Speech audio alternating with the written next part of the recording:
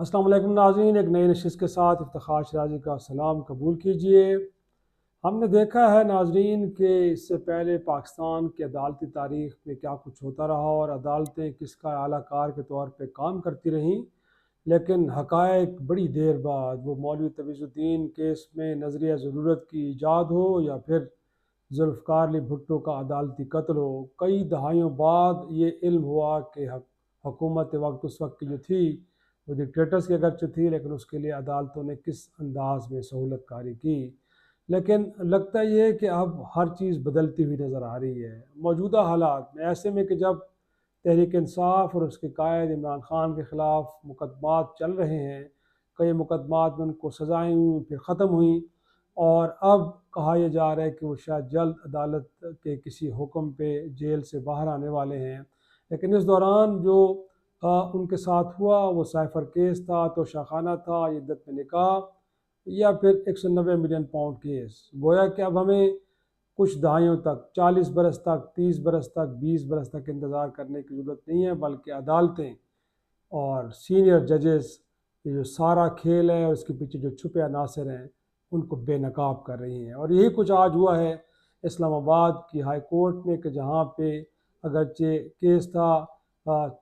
کہ تحریک انصاف کے سینیٹر اعظم سواتی کے جسمانی ریمانڈ سے متعلق، لیکن وہاں پہ جسٹس میاں گل اورنگزیب نے حکومت وقت اور ریاستی جبر کے بخیے ادھیڑ کے رکھ دیے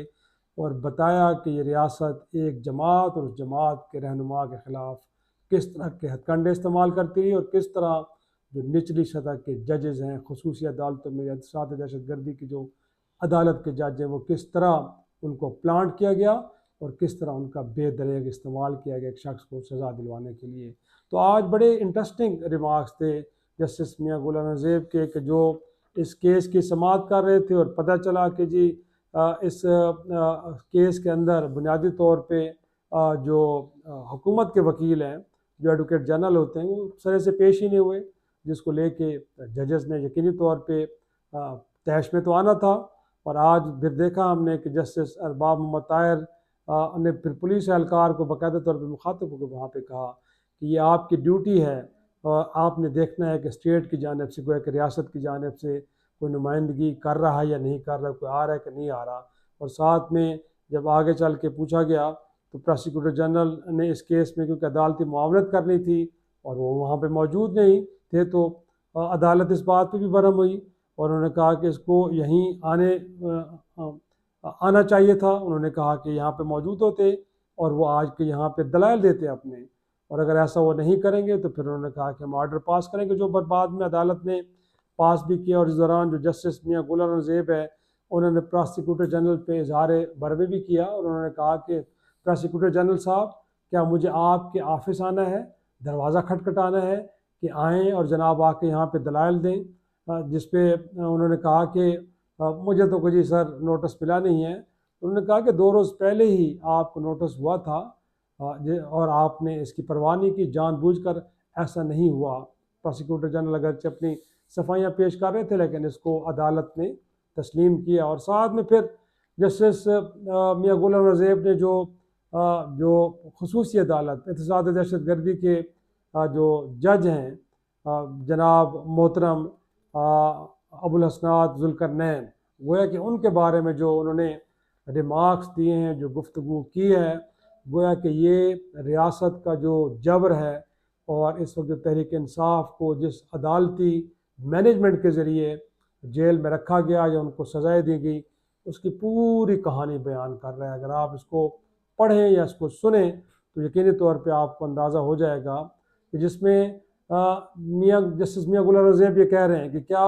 جج ابوالحسنات کی عدالت میں کیمرے لگے ہوئے ہیں؟ ہم نے ممبر انسپیکشن ٹیم کو لکھا تھا کہ اس آدمی کو فوراً واپس بھیجا جائے، گویا کہ اس کو اس عدالت سے ہٹا دیا جائے، یہ ابھی تک یہیں پہ ہے اور پھر اس ایسے ہی کام کر رہا ہے جو اس سے پہلے وہ کر رہا تھا۔ اور وہ کیا کام کر رہا تھا، گویا کہ ان کا بھی ذکر کیا گیا ہے۔ انہوں نے کہا کہ یہ آرڈر کر کے تاریخ دیتا ہے اور بعد میں ضمانتوں کو مسترد کر دیتا ہے، ایک بائی ڈیزائن۔ انہوں نے کہا تھا کہ اس کی لگتا ہے کہ اس کی باقاعدہ اس کو اسائنمنٹ دی گئی ہے۔ انہوں نے کہا کہ سائفر ٹرائل میں ہم نے اس کے کارنامے دیکھے ہیں، گویا کہ جو انہوں نے کہا کہ دنیا کی کسی بھی عدالت میں اس طرح کی ناانصافی نہیں ہوئی جس طرح کی ناانصافی جج ذوالقرنین ابوالحسنات ذوالقرنین نے سائفر کیس میں، اور آپ کو معلوم ہے کہ سائفر کیس میں بانی پی ٹی آئی کو عمران خان کو کس طرح کی سزائیں دی گئیں اور کس عجلت کے اندر اس کیس کو نمٹایا گیا، ون سائیڈڈ، اور اس کو نہ تو ان کی جانب سے جو گواہان تھے ان کو آنے دیا گیا، نہ ان کے بیانات ریکارڈ ہوئے، اور ایک ون سائیڈڈ کارروائی کر کے اس کو نمٹا دیا گیا۔ اس کے بعد پھر ہونا کیا تھا، ہائی کورٹ نے اس کو بھی فیصلے کو اٹھا کے کوڑے دان میں پھینکا اور اس کیس کے اندر عمران خان کو بری کر دیا گیا۔ تو مطلب ہے کہ اب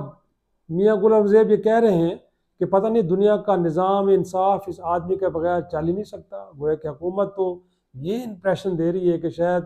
اگر ابوالحسنات ذوالقرنین جج نہیں ہوں گے تو شاید دنیا میں انصاف کہیں ہو نہیں سکتا۔ انہوں نے کہا کہ جی آپ ذرا دیکھیں تو صحیح یہ شخص کیا کر رہا ہے۔ یہ گویا کہ وہ حکومت کے جو وکیل ہیں ان کو مخاطب کر کے ایک سینئر جج یہ کہہ رہے کہ آپ دیکھیں تو صحیح یہ کیا ہو رہا ہے۔ ایڈیشنل جنرل کو انہوں نے کہا کہ ایڈیشنل جنرل صاحب یہ کام آپ کے بغیر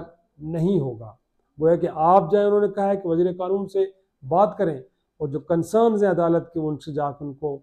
مطلع کریں، اور کہا کہ آپ کی وزارت اس کا دفاع کر رہی ہے۔ گویا کہ وزارت قانون پہ بھی انہوں نے سوالات اٹھائے ہیں کہ وزارت قانون اس شخص کا ابوالحسنات ذوالقرنین کا دفاع کر رہی ہے اور کہہ رہی ہے، یہ جو وزارت قانون ہے اس سے مراد وزیر قانون ہے، وہ کہہ رہے ہیں کہ وہ انہیں کہہ رہے ہیں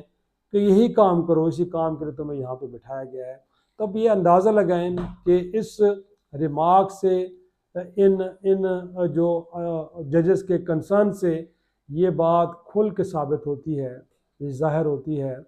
کہ جو نچلی عدالتیں ہیں، بالخصوص انسداد دہشت گردی کی عدالتیں یا دیگر خصوصی عدالتیں جو قائم کی گئی تھیں، وہ توشہ خانہ کا کیس ہو، وہ سائفر کا کیس ہو، وہ عدت سے متعلق نکاح کا کیس ہو، وہ 190 ملین پاؤنڈ سے متعلق جو کیس ہو، یہ تمام ججز خصوصی ہدایات کے ساتھ، گویا کہ میں نہیں کہہ رہا، آج جسٹس میاں گل اورنگزیب کہہ رہے ہیں کہ جن کی ڈگنیٹی، جن کے آپریٹ ہونے کے اوپر کسی کو کوئی اعتراض نہیں۔ حکومت وقت بھی کبھی یہ کہتے ہوئے نہیں سنا گیا کہ شاید ان کا جھکاؤ کسی ایک سیاسی جماعت کی طرف ہے، وہ جو فیصلے دے رہے ہیں وہ فیصلے انصاف پر مبنی نہیں ہیں۔ یہ وہی جج ہے کہ جو تحریک انصاف 9 مئی کے بعد جب لوگوں کو پکڑ دھکڑ ہو رہی تھی ان کو عدالتوں میں لایا جا رہا تھا، تو یہ وہی جج ہیں میاں غلام اورنگزیب صاحب، جنہوں نے جب ضمانتیں دیتے بھی تھے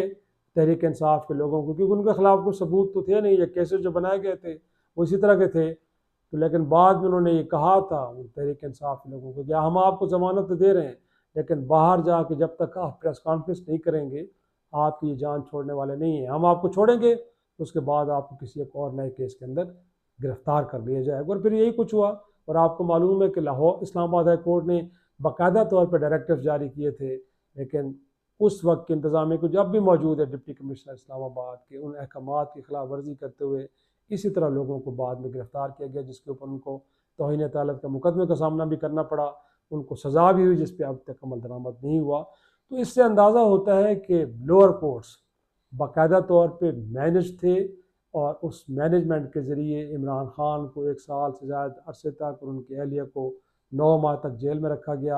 اور یہ ڈیلینگ ٹیکٹس استعمال کیے گئے، اور ان کے جو دیگر اکابرین میں ان کے خلاف اسی طرح کے تاخیری حربے استعمال کر کے اور اسی طرح ون سائیڈڈ کارروائیاں کر کے عدالتی ان لوگوں کو جیلوں میں بند کیا گیا، ان کو سزائیں دی گئی۔ تو جیسے میں نے کہا کہ اب ہمیں کوئی طویل انتظار نہیں کرنا پڑا، بلکہ اسی دور میں کہ جب ایسے میں کہ ابھی تک عمران خان کی بھی رہائی نہیں ہوئی، ابھی تک کئی اور ان کے اکابرین جو سیاسی وہ بھی جیلوں میں ہیں، لیکن اس دوران جو ججز ہیں وہ حقائق کے اوپر سے پردہ اٹھا رہے ہیں کہ ریاست کس انداز میں ایک سابق وزیر اعظم اور ان کے ساتھیوں کو عدالتوں سے سزائیں دلوا کے جیلوں میں ڈال رہی ہے، اور کس طرح اس کی پارٹی کو وکٹمائز کیا جا رہا ہے۔ تو بہرحال یہ اپنی جگہ پہ، اور اس دوران ناظرین کل ہم نے دیکھا کہ سابق چیف جسٹس قاضی فیصل صاحب کیونکہ صرف لوور جوڈیشری نہیں،